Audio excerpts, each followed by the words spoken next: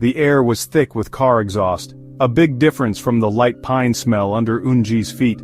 Giant buildings of glass and metal towered over the small hidden garden tucked away in the middle of Seoul. Unji, a plant scientist who loved rare and unusual things, found peace in this secret spot. Here, in the huge city, nature was still holding on. She touched the rough branches of a ginkgo tree, its leaves a bright yellow against the gray city. The city kept growing, but it left this little bit of green alone, like a memory of the past. It felt like the garden was holding its breath, hiding from the city all around it. Unji, always ready for adventure, walked deeper into the wild little garden, her boots crunching on fallen leaves. The sun, shining through the thick leaves, made dancing patterns on the overgrown paths. That's when she found it. An old stone gate, almost covered in ivy, hidden in the garden.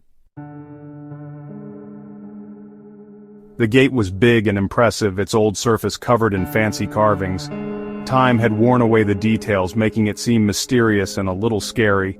People told stories about a curse, a door to another time, but Unji, a scientist, thought those were just stories. Still, she felt a chill when she touched the cold stone. The carvings, almost gone from age, seemed to move under her fingers. A sudden wind rustled the leaves, bringing with it a faint smell of cherry blossoms, a smell that didn't belong in the city. Her curiosity pushed her forward. She moved the vines, showing a dark opening behind the gate. The air felt heavy, like something was there, even though she couldn't see it. Unji paused, feeling a little nervous.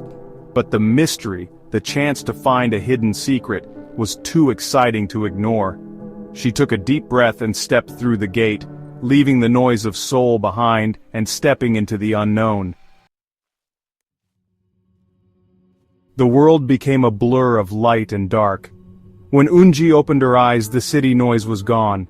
Now she heard only the quiet chirping of birds. The tall buildings were gone too, replaced by a sky full of sunrise colors and soft clouds. She was in a peaceful garden, far from the city she knew. Cherry blossom trees full of pink flowers lined a winding stream.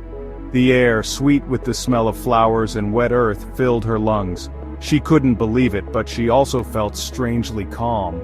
She took a careful step, her foot landing on a path of smooth stones worn down by many footsteps.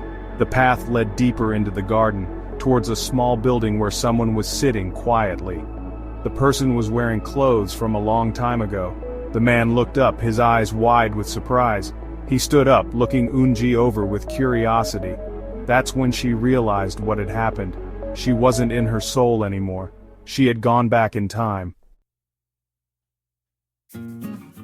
"Who are you?" the man asked, his voice smooth and deep, giving Unji chills. He spoke in Old Korean, the kind she had only read in history books. I don't know how I got here," Unji stammered, suddenly aware of her modern clothes and the phone in her hand. The man, who said his name was Yisun Ho, a scholar from the Joseon dynasty, looked at her with curiosity and suspicion. Her clothes were strange and her words even stranger, but she seemed innocent, almost helpless, and that made him less wary. Their talk was interrupted by the sound of bells and a sweet voice. A woman, her face partly hidden behind a silk fan, came out from behind some flowering vines. Her dark, intelligent eyes looked at Unji with amusement and curiosity. "Sunho," she said softly, her eyes still on Unji. "Who is this interesting guest you've brought to my little home?" "This," Sunho explained, "is Lady Seonhwa, a courtesan known for her cleverness and her important friends." Unji felt drawn to both of them, their lives so different from hers, yet somehow fascinating.